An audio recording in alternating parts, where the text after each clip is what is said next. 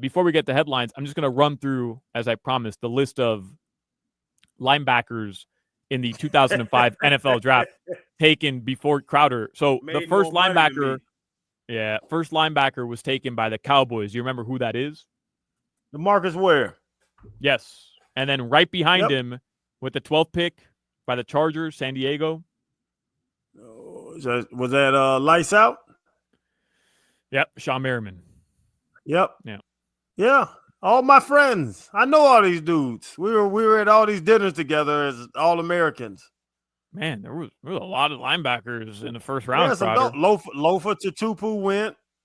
Jamal Thomas Davis to the Carolina Panthers, Derek Johnson to the Kansas City Chiefs. TD monster. Yep. Derek out of Texas.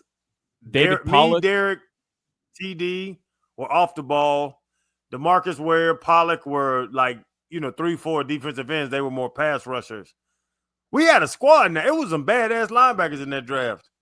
Kevin Burnett out of Tennessee. A lot of SEC guys, man. Lofa Tatopu, you're right, out of USC to the Seahawks in the second round. Odell Thurman to the Bengals in the second round. Odell went before me, and I think I was better than Odell. That was one of the guys that was one of the dudes that pissed me off. I was better than him and Lofa. Let's see. Matt McCoy, end of the second round to the Eagles out of San Diego State. Bro, a Mountain West Conference guy went before you. The little bitty white dude. I was hot about him too. That's hilarious. I was hot about him too. At that point, you're like, oh, come on. What? That's when I started drinking. That's why when Saban called me, I was drunk. So I'm like, Mountain West? Y'all ain't gonna draft my ass, really? And then there we go. Channing Crowder, Randolph Channing Crowder, number 70 to the Miami Dolphins out of Florida. And apparently that was a pick the Chicago Bears had, but the Bears traded up with the Dolphins. Let's see. I don't know. It says the pick was originally from Chicago. So, yeah, man. Well, they stole. That's why I spent that. That's why I got that credit line and spent $1 million because I was supposed to go number 20 to Green Bay or number 32 to the Patriots, and I was supposed to be guaranteed $8 million. And then I went number 70 over number 32 or 20, and I lost millions of dollars. Let's see. The Packers took Aaron Rodgers instead of you. Well, I'd say they did a pretty good job, if you ask me. Who was the 32nd pick that year? Because that was where I I swore the Patriots are going to draft me. Logan Mankins, who was a Pro Bowler, offensive guard. Logan Mankins, offensive guard out of Wisconsin West or something. Yeah, man. From the WAC. They hurt my feelings with that one. Millions. I lost millions. Yeah. Sorry, bro.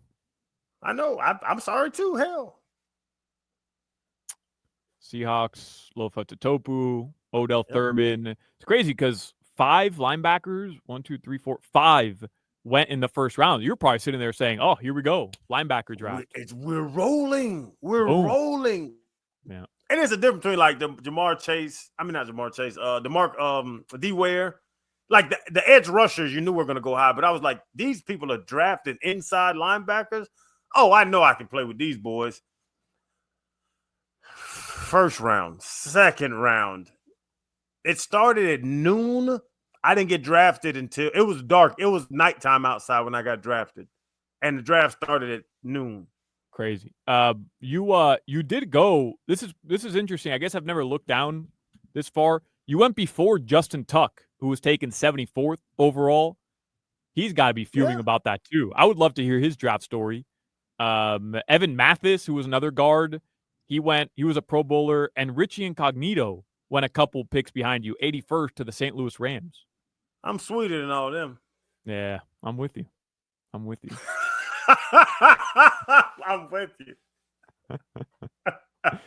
All right, I was fooling with Justin Tuck at the combine. Didn't know he was going to be Justin Tuck, whatever. We're just back there. He has a great personality. Yeah.